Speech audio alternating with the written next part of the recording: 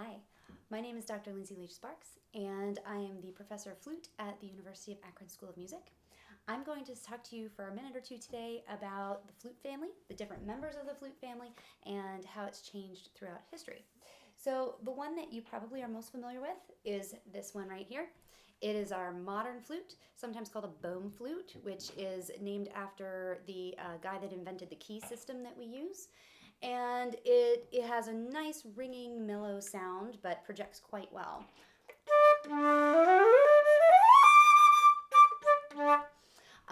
My flute is made out of a combination of silver and gold. You could also get head joints that are made out of wood. This is the head joint up here. And that can change, or even platinum. The rest of the flute's actually in 3 joints. So head joint, middle joint, which is the body, and then the foot joint on the bottom. The rest of the flute usually is silver, or at the very least is all the same metal. Starting back with the 1400s, we actually see some early flutes. This is a Renaissance flute, okay, and as is this one. This is an alto Renaissance, this is a tenor Renaissance, so this one's a little bit bigger. Notice that they do not have any keys, okay? Simply 6 holes and made out of wood. This one's dogwood.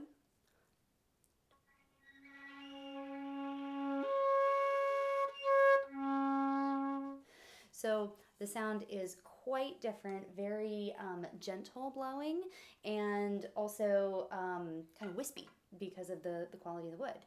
Moving forward to about 1600 and through kind of 1800, we have the traverso, or the Baroque flute.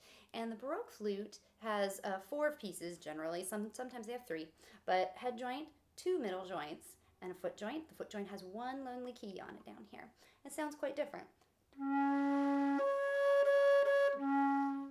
And this is a different kind of wood as well, sometimes made out of boxwood, sometimes ebony, sometimes grenadilla, lots of different kinds. But it's quite heavy, a lot heavier than the Renaissance flute, and because of that, projects further.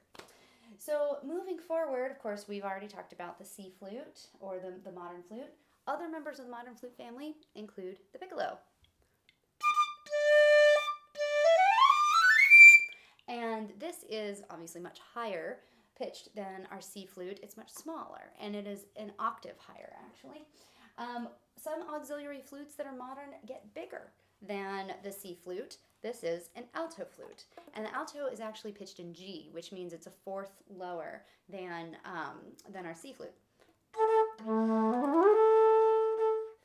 So sounds a bit different as well. We also have a bass flute. Bass is bigger than the alto, it's another octave lower. And then we have contrabass, which is another octave lower. And those I don't have to demonstrate for you today because they're at the university, but we do play them in the flute choir there. There are so many unique members of the flute family that we haven't even had a chance to talk about today. Latin American flutes, native flutes, military flutes like the fife. There's loads to explore in this subject, so it's something I'm really interested in, and I hope maybe you might have an interest too.